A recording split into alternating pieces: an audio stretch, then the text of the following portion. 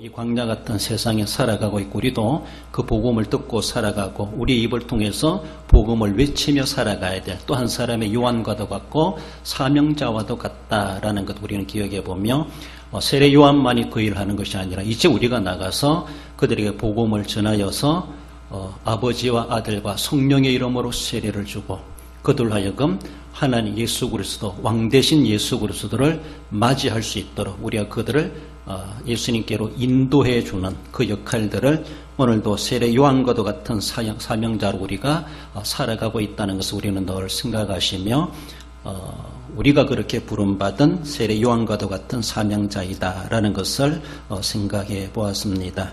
오늘은 그렇게 등장하는 그 왕, 즉 예수 그리스도의 세례 받으시는 광경을 통하여서 그렇게 말씀하는데, 즉 왕으로 즉위식을 구행한다 이렇게 말을 할 수가 있습니다. 대관식이라 그러죠. 즉위식 이렇게 말하죠.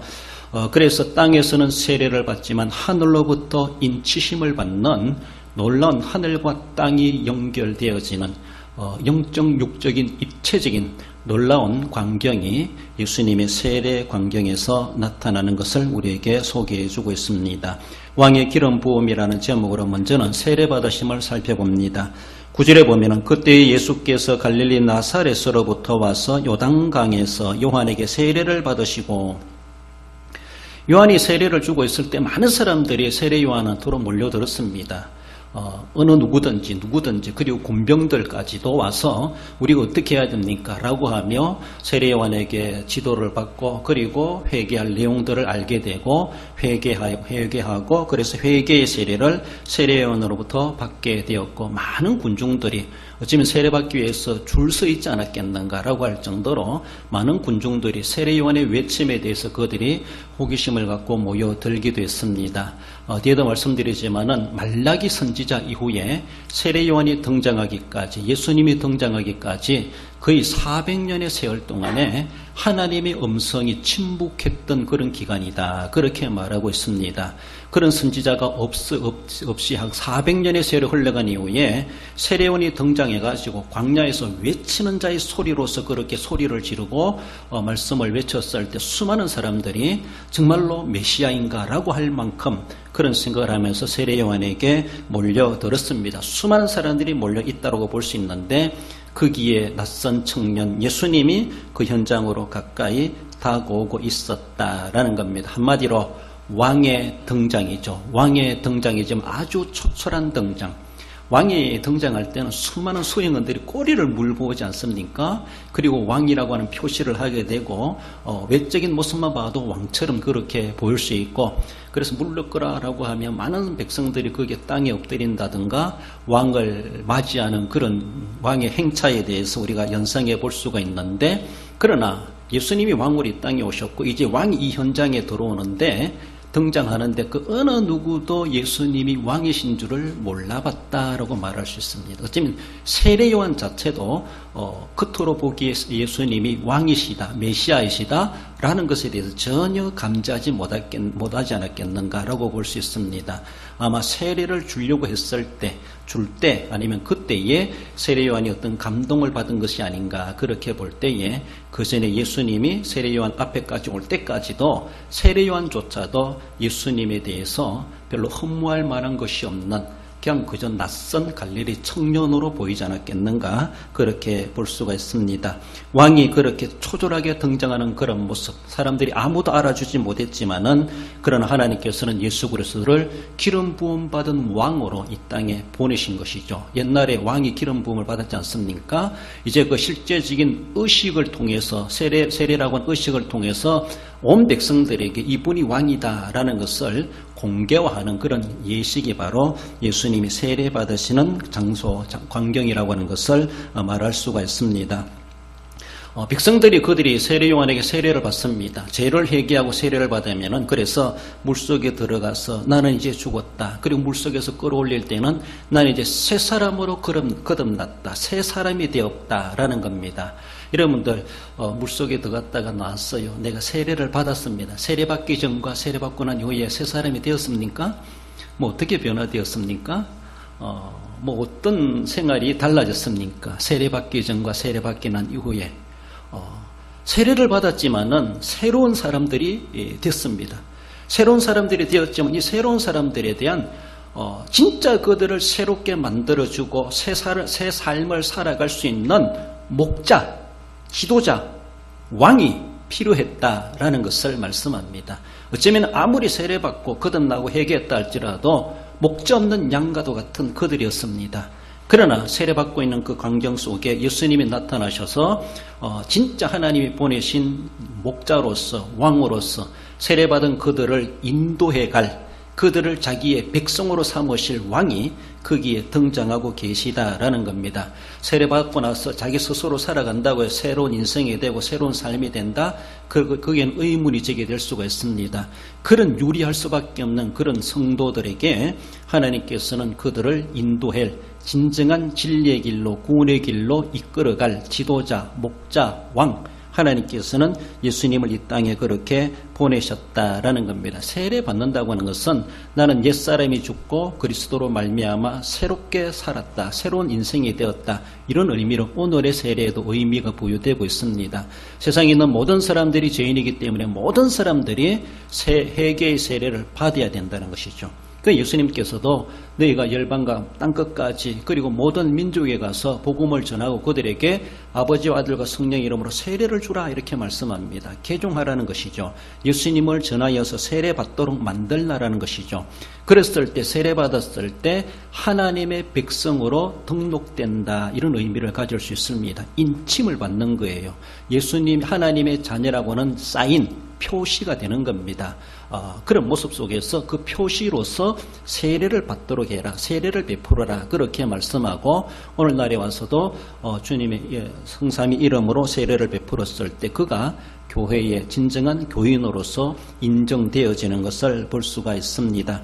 그러므로 세상에 있는 모든 사람들이 죄인이기 때문에 옛사람을 다 죽이는 주님 앞에 회개하고 세례받고 예수님만이 나의 유일한 구세주이십니다, 주님 안에서 내 모든 죄가 청산되었음을 믿습니다, 그것을 고백하는 이들에게 옛사람이 죽는 세례를 베풀게 되고 새사람으로 거듭나는, 이제 나는 내 인생이 아니라 하나님이 내 인생의 주인이십니다, 하나님이 나의 인생의 목자이시고 나의 왕이십니다, 이런 의미에서 세례를 받는 겁니다. 그럼 세례받은 사람들은 진정한 왕이 누군가를 알아야 되고 자기 목자가 누군가를 알아야 되고 그 목자의 음성을 듣고 목자의 부르심에 따라서 목자의 인도하심에 따라서 그 뒤를 따라가는 자, 추종하는 자, 그를 따라가는 자가 바로 진정한 세례받은 자요 성도요 하나님의 백성, 주님의 우리 안의 양이다, 이렇게 말을 할 수가 있습니다.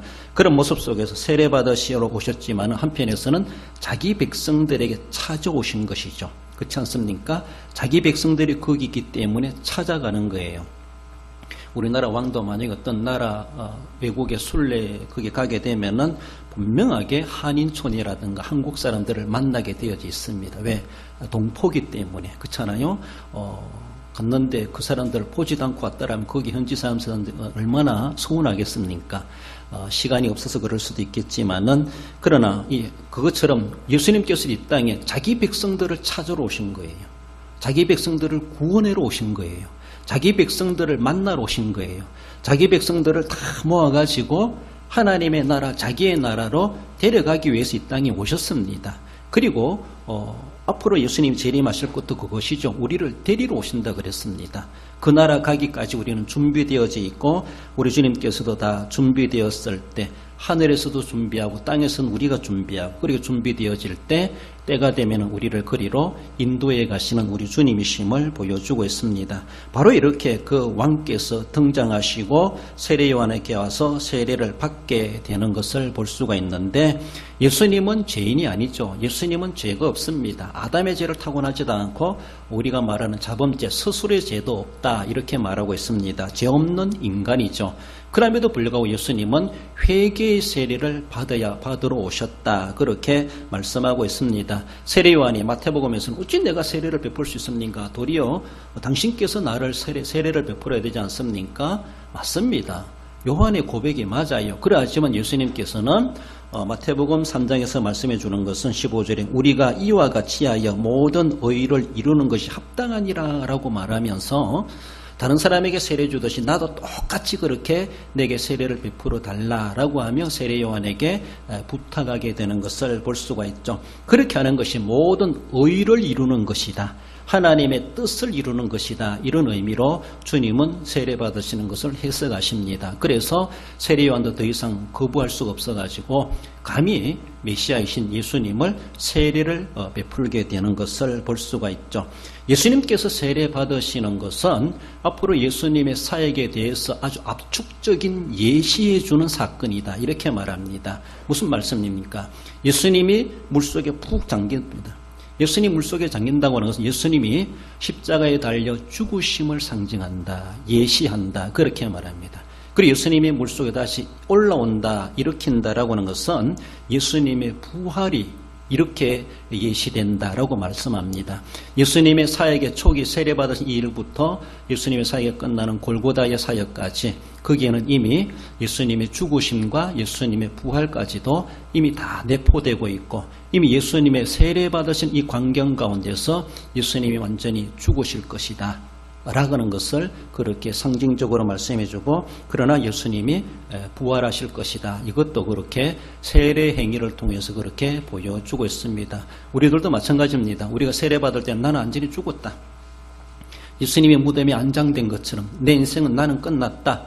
그러나 내가 다시 오늘도 살아가고 있다고 하는 것은 그리스도의 은혜로 말미암아 그리스도로 말미암아 살고 있고 내가 주님의 부활에 참여해가는 삶을 살아가고 있다. 이런 의미가 우리에게도 있습니다. 그러므로 세례받은 사람은 늘 예수님의 대속의 은혜, 구속의 은혜로 우리는 되새길 수밖에 없고 세례받았다는 그 자체가 예수님의 부활의 승리에 오늘도 내가 동참하여 세례받은 교인으로 살아가고 있다. 이런 의미가 있다라는 겁니다. 그러므로 다르게 보면 또 예수님은 나의 왕이십니다. 그렇습니다.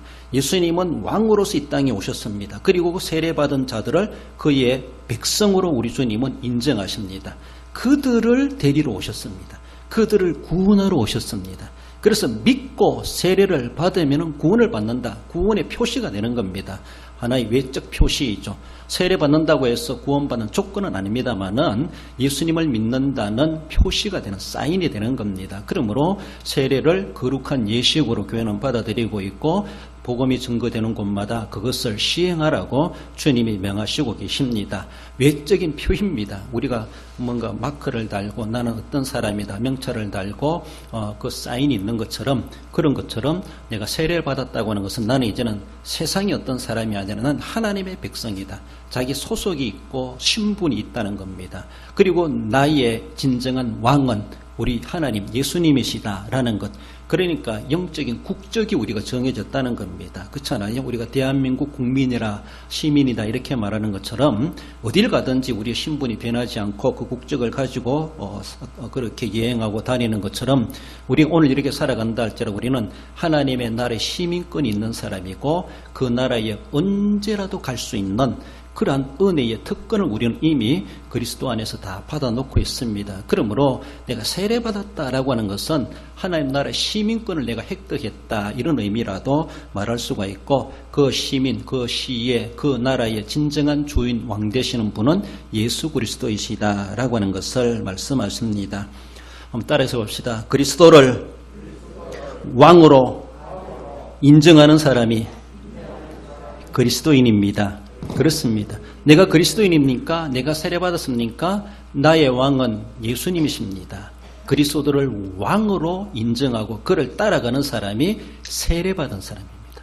세례받았음에도 불구하고 그리스도를 따라가지 않으면은 그러니까 반역행위나 다를 바가 없어요. 그러니까 대한민국 국민은 대한민국을 위해서 살아가야 되지 역적 행위를 할 수가 없습니다.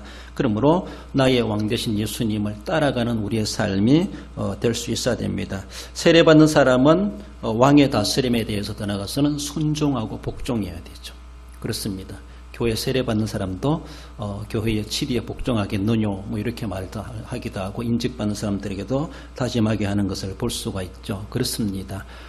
내 왕이신 왕의 말을 내가 안 듣는다면은 그것도 어쩌면은 역적이나 다를 바가 없다라는 것을 생각해 보며 우리 주님께서도 세례받으신 것처럼 우리도 주님 안에서 세례받고 새로운 인생으로 예수님을 나의 왕으로 삼고 나는 그의 기르시는 양이요 백성으로 살게 된 그리스도와 떨어질 수 없는 관계가 되었다는 사실을 늘 기억하며 세례의 의미를 가지고 살아가야 할 것입니다. 예수님께서 세례 받으심으로 이제 진정한 왕으로 기름 부음 받으시는 그런 하나의 구약적 의식을 말씀해 줍니다. 나아가서는 왕의 기름 부음을 받는 것은 인치심을 받으시는 것을 말씀합니다. 우리 10절 11절 곧 물에서 읽어봅시다.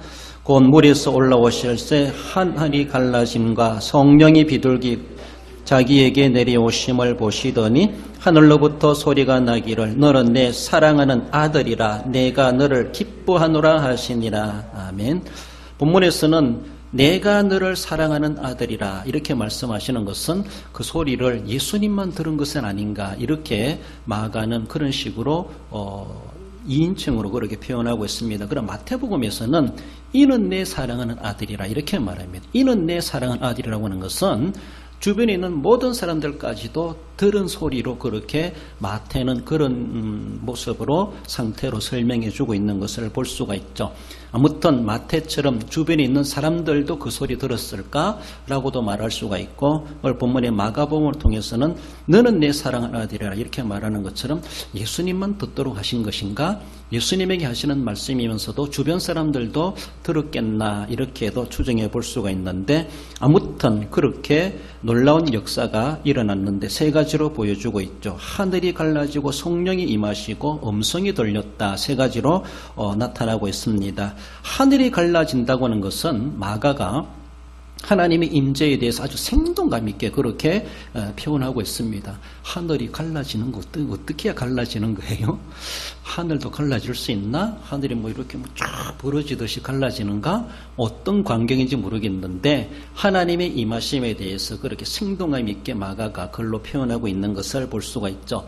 이사야서에서도 하나님의 임재를 그렇게 표현합니다. 64장 1절에 보면은 원하건대 주는 하늘을 가리고 강림하시고 라고 말합니다. 하늘을 가리고 하나님이 강림하신다. 하나님께서 강림하시는데 하늘이 장애물이 되실까? 장애물이라고 그것 때문에 못 임하실까? 그걸 열어놔야 갈라놔야 하나님 임하실까? 이렇게 표현할 수도 있겠지만 그런 것은 아니죠. 하나님 무슨 장애물에 제한되시겠습니까? 하나님께서는 영이시고 얼마든지 자연세계도 하나님은 벽이 있다 할지라도 철문이 닫혔다 할지라도 상관없이 우리 하나님은 임하실 수가 있고 출입이 가능하신 우리 하나님이십니다. 그럼 하나님의 임하심은 천체적인 변화의 모습 사람의 눈으로 확인하는 그런 놀라운 이적적인 행위를 그런 상태에 대해서 그렇게 이사야 선지자나 또한 마가는 그렇게 보여주고 있습니다. 그 모습이 참으로 신비롭고 위험스럽다라는 것이죠. 평상시와 아니라는 겁니다. 그저 이상한 구름같이 보이고 뭐 이상한 천둥소리나 그런 것만이 결코 아니고 평상시답지 않은 그런 놀라운 하늘의 역사가 일어나고 있다라는 것을 말씀하는데 하나님의 임재에 대한 그 품위와 그 권위에 대해서 위상에 대해서 말씀하고 있죠. 그래서 하나님이 임하셨다. 하늘이 갈라지고 하나님 임하시는데 성령이 비둘기같이 임하셨다. 그렇게 말씀합니다. 비둘기는 순교라는 것을 하나의 상징되는 동물로 그렇게 말해주고 있는데 성령의 순교하시고 온유와 통치로 다스리는 것을 말씀합니다. 이 땅에 오신 예수님은 왕으로 오시는데 그가 어떻게 나라를 다스리는가? 채찍이나 정갈이나 그리고 어떤 무기를 가지고 제압하고 백성들을 다스리는 그런 분이 결코 아니시라는 겁니다. 순결하고 온유한 성품, 비둘기와도 같이 천적이 정말로 적이 없는 도리어 다른 사람에게 잡아먹힐 수 있는 그런 연약한 동물 그런 모습처럼 예수님이 그렇게 아주 강하고 폭군처럼 그런 모습이 아니라 아주 온유하고 겸손한 그런 통치자로서 나라를 다스려 가시는 진정한 왕의 모습을 비둘기같이 임하신 것을 통해서 보여주고 있습니다. 우리의 왕이신 예수님은 그렇게 세상을 다스린다는 겁니다. 강경정책만이 아니라는 것이죠. 그렇습니다. 우리 하나님께서 예수님을 보내심으로 예수님의 다스림에 대한 통치의 그 특성을 반영하고 있는 것을 말씀합니다.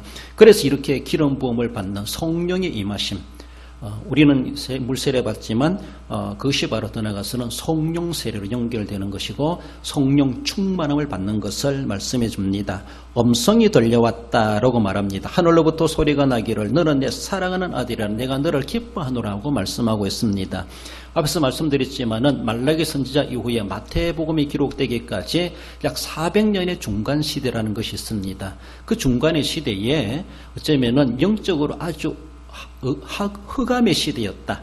깜깜한 시대였다. 하나님의 말씀이 희귀한 시대였다. 이렇게 상징적으로 이야기해주고 있습니다.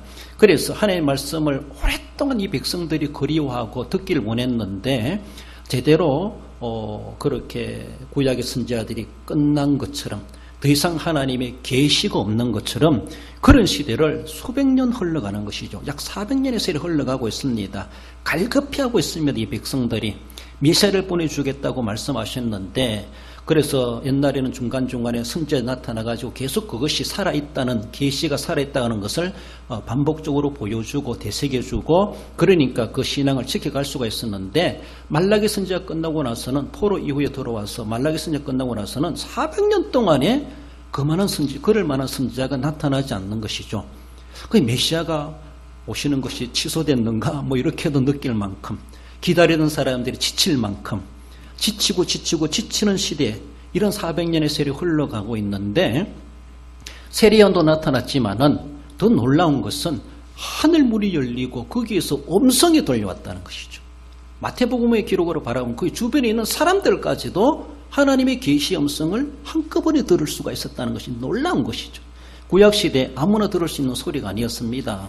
특별한 사람에게 계시하셨고 그들이 가서 전하도록 그렇게 하셨던 하나님의 방법이었는데 하나님께서 직접 임재하셔가지고 성령이 임하시는 하나님 임하시는 것을 비둘기처럼 보여주시고 뿐만 아니라 하늘의 음성이 들려왔다. 많은 사람들이 그 음성을 직접 계시를 받는 놀라운 그 요단강가의 은혜의 시기를 은혜의 상황을 말씀하고 있습니다. 얼마나 놀랍고 그리고 두렵고 얼마나 그들이 신비롭게 여겼겠는가라는 것입니다. 메시아의 도래에 대해서 분명히 징조를 말씀해 주시고 이 땅에 이미 메시아가 오셨다는 것에 대해서 그 말씀을 하늘에 계신 하나님께서 그것을 선포해 주시는 것입니다. 지금 세례받고 있는 이 사람은 단순한 갈릴리 청년 줄 수 있다가 어느 한 사람처럼 그런 사람만이 아니라는 겁니다.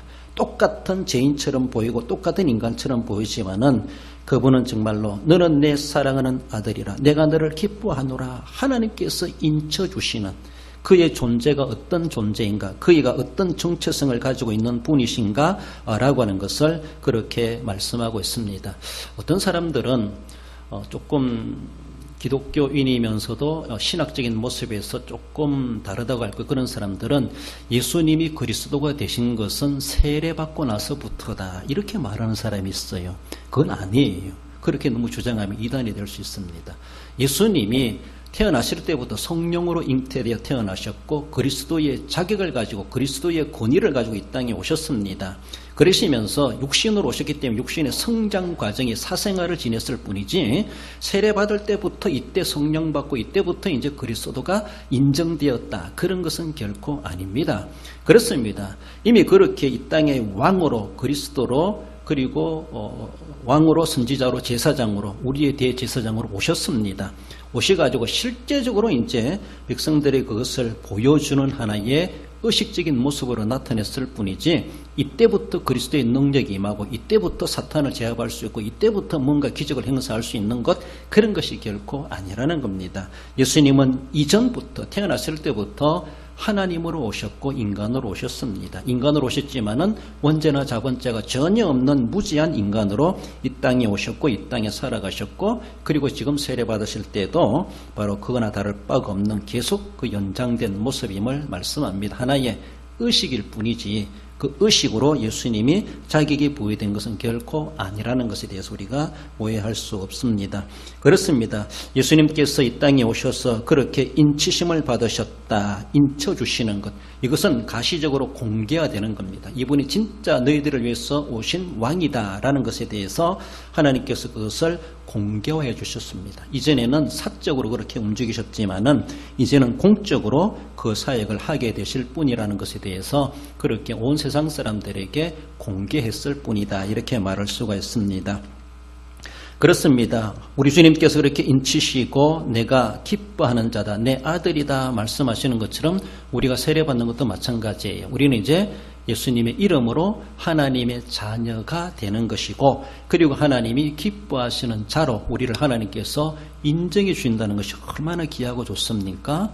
어떤 분은 그렇게 말하대요. 내 아들은 내가 사랑하지만 때로는 기쁘게 여길 놈은 아니다, 이렇게 말씀하시기도 하더라고요. 아들이 부모를 기쁘게 해야지 내가 기뻐하죠. 사랑은 하는데 기쁨은 없는 자식도 있다, 이렇게 말하시는 분도 있기도 한데, 여러분들 어때요? 자식 사랑하지 않는 부모가 어디 있겠습니까? 그러나 자식을 통해서 기쁨을 받습니까? 또 자식을 기뻐할 만한 자식이 자식 노릇하고 있습니까? 사랑은 천륜과도 같이 부자지간이니까 안 하면 안 될 수 있겠지만은 안 할 수가 없겠지만은, 그래서 미워도 사랑한다 이렇게 말할 수 없겠지만은, 그래 과연 그 자식이 나를 기쁘게 하고 있을까? 또한 내가 자식을 기쁘게 여기고 있을까? 여기에 대해서는 우리가 뭔가 조금 물음표를 던질 수 있습니다. 그렇지 못한 부자 관계도 있을 수가 있다라는 것을 볼 수 있는데, 우리 하나님께서는 지상에 있는 예수님을 가리켜서 내가 사랑하는 아들이다. 그는 내가 너를 기뻐하노라. 난 너를 통해서 기쁨을 얻고 있다. 이렇게 우리 주님께서, 아버지께서 말씀하시는 것을 볼 수가 있죠. 우리도 이제 세례받은 자로서, 하나님의 자녀된 자로서 하나님이 무조건적인 아가페적인 사랑을 우리에게 베풀고 계십니다. 그러나 과연 나를 통해서 우리 하나님이 기쁨을 얻으실까? 여기에 대해서는 우리가 뭔가 문제가 있습니다. 그렇지 않습니까? 거기에 대해서는 각자의 신앙 행위에 따라 달라질 수 있습니다. 하나님이 기뻐하시기보다 슬퍼하실 수도 있다는 겁니다. 근심하실 수도 있다는 겁니다. 사랑하는 자식을 통해서 근심을 받는다는 것이죠. 그러나 예수님을 향하여서는 내가 사랑하고 기쁨도 받는다, 이렇게 표현하는 것처럼 우리가 주님의 자녀된 자로서 하나님 아버지께서 아들 예수님을 바라보면서 그렇게 사랑하는 아들이다, 내 기쁨이다, 이렇게 말씀하시는 것처럼 우리도 주님 앞에 사랑하는 자녀가 되어야 되고, 또 하나님을 기쁘시게 하고 또 하나님의 기쁨을 나눌 수 있는 우리의 모습이 되어야 할 것입니다. 우리 계시록 17장 14절 읽어봅시다. 어린 양은 만주의 주시요 만왕의 왕이심으로 그들을 이기실 터이요 또 그와 함께 있는 자들 곧 부르심을 받고 택하심을 받은 진실한 자들도 이기리로다. 할렐루야. 그렇습니다. 그분은 우리의 만주의 주이십니다. 만왕의 왕이십니다. 누가? 어린 양 예수 그리스도. 어떠한 말세의 어떤 적그리스도 짐승의 왕국이라 할지라도 그를 이길 자 아무도 없습니다. 예수 그리스도께서 이미 이기십니다. 그뿐만 아니라 부르심을 받고 택하심을 받은 우리들도 주님 안에서 함께 승리의 영광을 누리게 될 것을 말씀하십니다. 만왕의 왕이시다. 그 만왕의 왕으로 세례 의식을 통하여서 기름 부으심의 의식을 우리에게 보여주셨고, 하나님의 인치심을 받은 의미를 전달해 주고 있습니다. 결론적으로 읽어봅시다. 예수님께서 세례받으심이 대속의 죽음과 승리의 부활을 예시하고 또 이루시며 만왕의 왕으로 인치심을 입은같이 구속의 은혜로 주님과 연합되어 성령의 기름 부음 받은 자답게 사는 성도가 됩니다. 그렇습니다. 예수님께서 하나님 아버지의 기쁨이 되셨던 것처럼 모든 생활 가운데서 예수님도 태어나면서 세례받으시면서 십자가 지시기까지 오직 아버지의 기쁨이 되었던 것처럼 우리가 세례받았다면 정말로 예수님만큼이라도 닮아가려고 하는 그런 자세로 성령 기름 부음 받은 자답게 성도답게 아름답게 하나님의 기쁨이 되며 기름 부음을 받은 의미를 가지고 사명을 감당하고 하나님의 기쁨을 나타내시는 우리 성도 여러분들 되시기를 주님의 이름으로 축원드립니다. 기도하십시다. 주신 말씀 기억하며 하나님, 예수님이 왕의 기름 부음을 받으신 의식을 세례식을 통해서 보여주셨던 것처럼 나도 마찬가지로 주님의 이름으로 세례받게 하셨사오니 하나님의 기쁨이 되는 자 되게 하시고 하나님의 변함없는 불변의 사랑을 받은 것처럼 늘 하나님을 사랑하며 왕 대신 예수 그리스도를 따라가고 그 말씀의 명령에 순종하며 복종하며 주님을 떠나지 않고 믿음을 지켜갈 수 있는 자, 하나님을 기쁘시게 하는 삶을 살아가는 자 되게 하옵소서. 주신 말씀 기억하며 우리 함께 기도하십시다. 거모오신 우리 하나님 아버지 은혜를 감사드립니다. 많은 사람들 가운데 나타나셔서 그들과 함께 세례받으신 우리 예수님의 세례의식을 통해서 우리에게 보여주고 있습니다. 주 하나님 아버지, 주님이 세례 받으심으로 주님의 죽으심과 부활을 예시해 주셨고 정말로 우리의 모든 죄를 대신 지시고 모든 것을 감당해내시고 새 생명을 주신 우리 주님을 기억합니다. 우리가 주님 안에 새 생명을 얻은 자로 진정한 목자이시고 왕 대신 예수 그리스도를 삼고 예수 그리스도를 모시고 예수 그리스도 안에서 살아가게 하심을 감사드립니다. 하나님의 사랑과 하나님의 기쁨이 되셨던 우리 예수님처럼 우리의 삶이 하나님의 사랑이 되고 하나님의 기쁨이 되기에 부족하지 않고 부끄럽지 않는 성도된 삶을 바르게 살아갈 수 있도록 은혜 주시고 성령으로 충만케 인도하여 주시길 원하오며 예수님의 이름으로 기도 올리옵나이다. 성탄은 대속의 은혜를 우리에게 소망해 주고 있습니다. 구속자로 보내주신 예수님, 우리 주님, 내가 오늘 속해 있는 모든 가운데서 나를 건져주시고 깨끗게 하시고 대속의 은혜에 회복해 하시는 은혜를 성탄을 통해서 회복하게 하시고 발견하게 하시고 누리게 하시고 그 축복을 하나님 내게도 허락하여 주시고 뿐만 아니라 아직도 구속되어 살아가는 수많은 사람들을 자유케 하고 저들을 대속케 하기 위해 귀한 복음을 전가하고 성탄의 메시지를 저희들에게도 알려주고 그 귀한 사명 감당하는 자 되게 해달라고 주일날 주었던 말씀 기억하며 기도하시고 그날이 가까우고 있다는 것을 늘 기억하며 주님 오실 날에 서기에 부끄럽지 않고 그날과 그 시는 아무도 모르지만 반드시 이 땅에 임한다고 말씀하고 있습니다. 믿음 준비하고 정말로 기름 성령 기름 준비하고 더 나아가서는 우리 바뀐 사명 감당하고 믿음과 성령 충만함과 사명 가지고 주님 재림 맞이하게 부끄럽지 않은 자 되기 위해서 주신 말씀 기억하며 우리 함께 또 기도하십시다. 고마우신 우리 하나님 아버지 은혜를 감사드립니다. 대속의 은혜를 우리에게 주시고자 이 땅에 인간의 몸을 입고 오신 주님의 귀하신 고난과 은혜를 기억합니다. 우리 주님 성탄을 맞이하며 진정코 우리 모든 성도들 우리의 삶 속에 주님의 구속의 은혜에 감기 있게 하시고 실제적인 문제가 해결되고 대속케 하신 하나님의 능력을 경험하며 자유와 평안함을 누려갈 수 있는 저희들 되게 해주시기를 원합니다. 아직도 속박되어 살아가는 수많은 사람들을 진정코 복음으로 자유케 할 수 있게 해 주옵소서.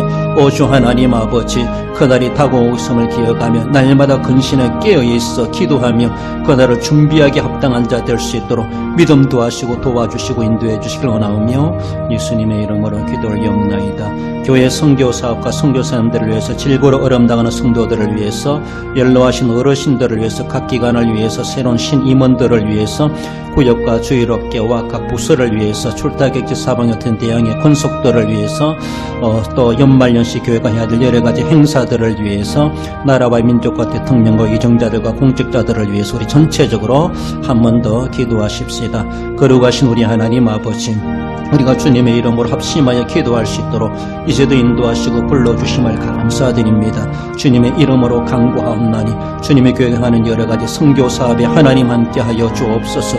국내외 모든 선교 전도 활동에도 활성화되게 하시고 여러가지 어려운 환경 가운데서도 이만큼이라도 섬길 수 있도록 우리에게 자원을 허락하여 주심을 감사드립니다. 믿음이 더 뜨거워지게 하시고 더 물질과 몸과 시간을 들여 주님 앞에 헌신해가게 부족하지 않는 저희들 되게 해주시길 원합니다. 남다르게 생기는 모든 직분자들을 위로하여 주시고 저희들의 섬김이 헛되지 않도록 하나님 도와주옵소서. 각 기관마다 주님께서 부흥되게 하시고 활성화되게 하여 주시고 질고려움 당한 성도들 연로하신 어르신들을 건강 지켜주시고 정신을 맑게 하시고 영육이 강건하게 하시고 영혼이 잘된 같이 범사가 잘 될 수 있도록 우리 하나님이여 축복하여 주시기를 원합니다.